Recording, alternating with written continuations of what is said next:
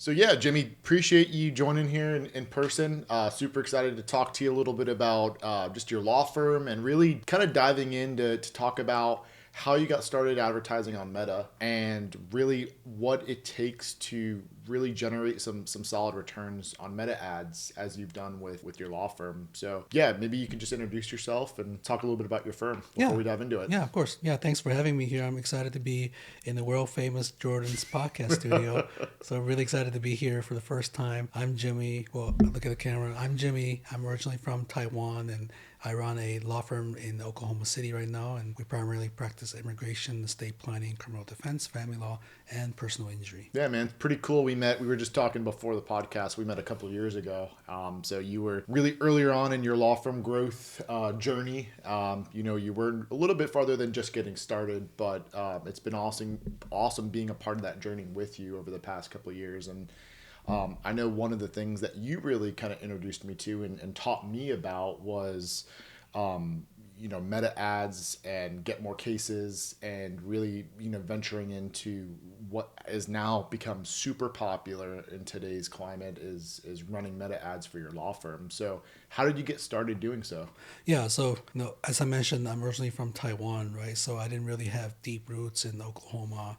I'm not Oklahoman, and I need to figure out ways. And especially me being an introvert, I wasn't deeply rooted in communities. I wasn't doing the in-person networking, so I needed to figure out how do I get people to know about our company, our firm, and what we can deliver for our clients. How do you increase your awareness, right? Yeah, so basically how to increase awareness, and Meta Ads was a relatively cheaper way than Google Ads And to even in person too, right? I mean, it takes a lot of time. You can definitely do it in person, but going to those events, networking, meeting with people one on one, that's really time consuming, and probably for someone who prefers being by themselves, that's yeah probably not the most yeah desirable option, right right? right. And I also didn't want to referrals are great. They're the best form of marketing we can one can do for a firm, but also it's not a reliable way. We can't rely just on referrals. So that's why I ventured into Meta Ads and I got a message from Ion at Get More Cases early on, and I decided, okay, let me take this opportunity and try out Meta Ads. Fortunately, it worked out. That's why I think 2 3 months in, I introduced Get More Cases to you Right. and say, hey, check them out. They did a really great job for us. We were able to, within our first week, we were lucky. And I want to remind our audience that with running ads, it's not typical to get a client right away, but we just got lucky with signing up a $17,000 client in the first week. That's awesome. And Congrats. then since then we were averaging, I would say anywhere between 30 to 50,000 a month in cases. So that after month two, I got confident enough to say, hey, these people know what they're doing, and that's why I introduce you to them. Yeah, and my experience has been awesome, and that's what led you and I to really becoming partners and investing and get more cases.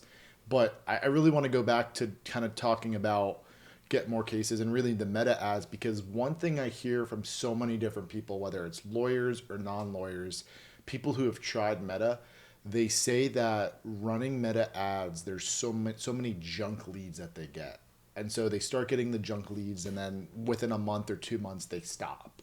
And so have you had that experience of receiving those junk leads, or what would you say to someone, what would you want someone to know who's starting to run Meta ads on what to expect? Yeah, Because it's awesome that you've got the $70,000 case, but you're probably every person contacting you doesn't have a $70,000 case. That's 17. $17,000. 70.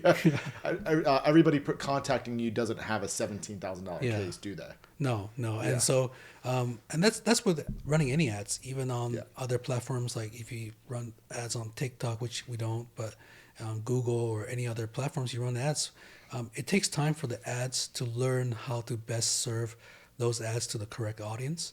So I would say that yeah, we had our fair share of bad leads, but if you keep it in perspective, that if there are certain benchmarks that you're okay with to live by, and that the ads generate the necessary revenue for you to cover your ad spend, your expenses, your overhead, and leaving you with a healthy profit margin.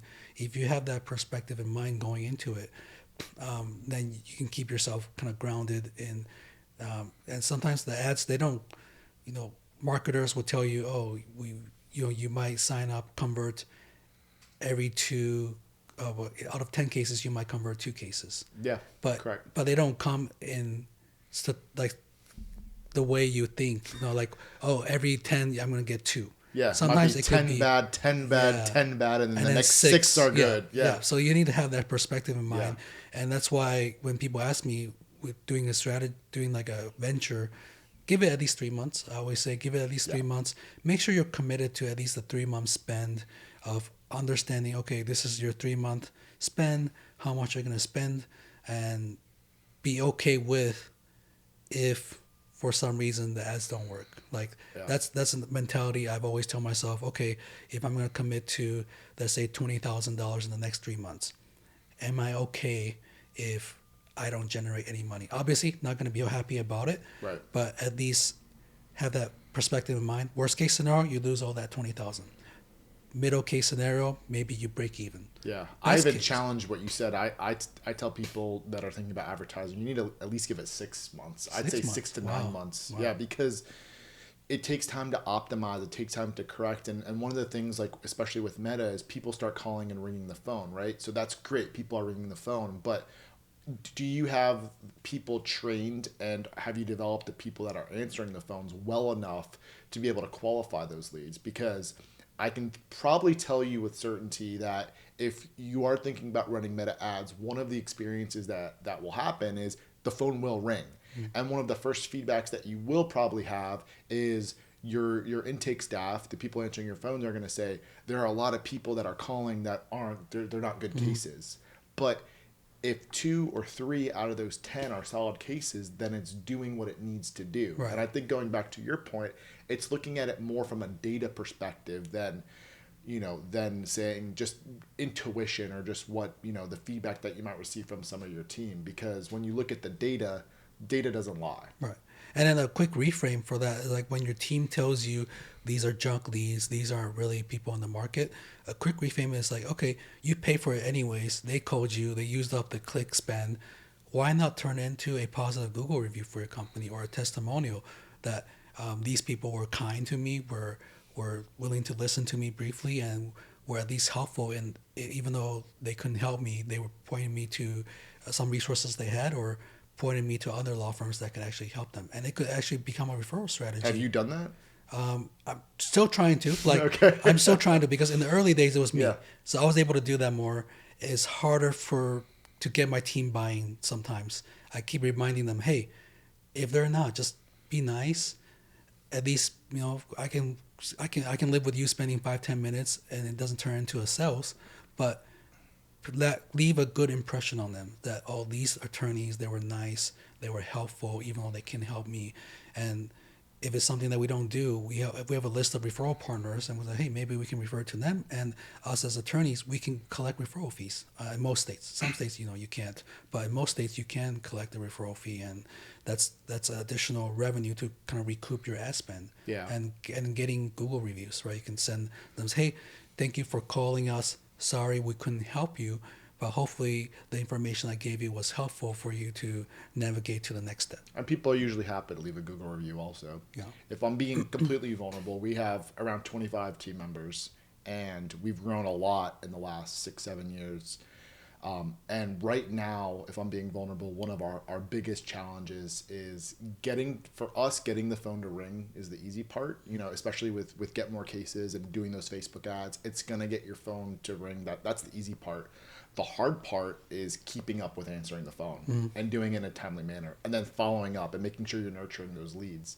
And that's our area of focus this year, is making sure that we are timely, we are on top of it, because you launch some ads on Facebook, you're going to get the phone to ring, but if you don't have that good follow-up system for those leads, then you're going to say they're not working. But really it's the follow-up where really that gold mine exists for law firms. And so it was interesting. I saw I think you were on an interview a couple of days ago or last week. Yeah, I was on a call with a vendor. Yeah.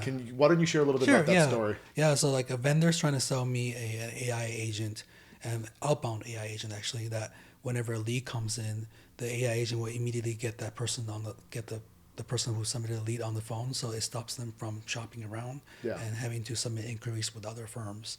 And so Because why? Because it's if you're able to respond to someone who's contacting your firm, whether by email, web form, Facebook message within 5 minutes, then your ability to sign that client up increases like yeah, I don't know that. Yeah, I don't know exponentially. the, yeah, I don't know like the 300%, exact or I don't know percentage, the right, exact yeah. amount, but exponentially, Yeah, right? so that's why he was telling me like anything after 5 minutes, it decreases. I think he told me like 300% decrease.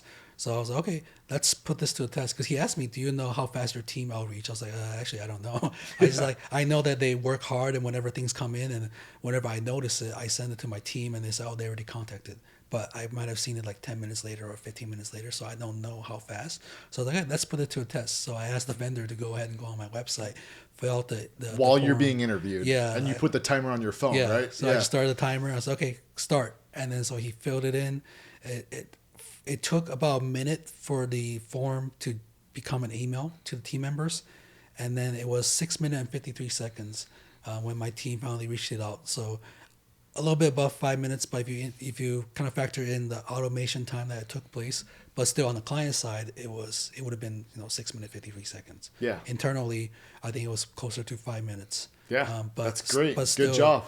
Yeah. fortunately, but then I'm still like, but what he's telling me is that the AI agent could outreach within 30 seconds already. Yeah. Right. So like the agent, like immediately once the automation runs, it would have just outreach and pre-qualify for us, make sure they're qualified, and then set an appointment immediately with a human person or attempt a warm transfer. So now I'm actively considering that. So if you're running ads, make sure you understand how fast you're responding to ads. I think is super important. Right. Be able to make sure that they're working, they're effective, that you're generating the biggest return. I think that's kind of a moral from that interview that you had. Yeah, the exactly. lesson from that. Yeah, because the you moral don't of the story. because people might be shopping in the evenings and you don't have anyone answering the ads. Yeah. So we do get leads in after hours, and I think that's something to keep in mind. That if you have something set up for after hours, whenever they fill out a form lead, there's a mechanism in place that can outreach immediately, even an automated email, and say, hey, someone will reach out to you in the morning, or if you have an agent that can actually have a warm transfers to an outside sales that you have, or someone that needs an outreach. So that's something to keep in mind, that the leads won't be coming in between just 8 and 5 p.m. It's Right. going to come in like after 5 p.m. sometime at midnight and stuff. But if it's midnight, you can't call them, so at least you can email them still. Right. But those are some of the things that you have to keep in mind. If you're running ads, make sure that you have something set up for answering those ads. Because like you said, it's kind of like you open up the floodgate, but then you have nothing to catch it. Yeah. Right. So that's what it is when you run ads, and like you said, you'll have a fair share of junk leads. You'll have a fair share of not qualified people, but treat them as you already paid for them, so might as well try to get some value out of it. That's Try right. to see if you can get some Google reviews, or hey, give them some resources and add them to your email list. Like they might not be qualified for now, but A year from now or 2 years from now you can or 3 nurture years from them, right? You can nurture them and put them in a long-term nurture campaign, because you already pay for that lead. You might as well collect the information. Yeah, that's great advice. Well, appreciate you listening in, and if you have any other questions, feel free to contact Jimmy or I directly. Thanks for your time. Yeah, thank you.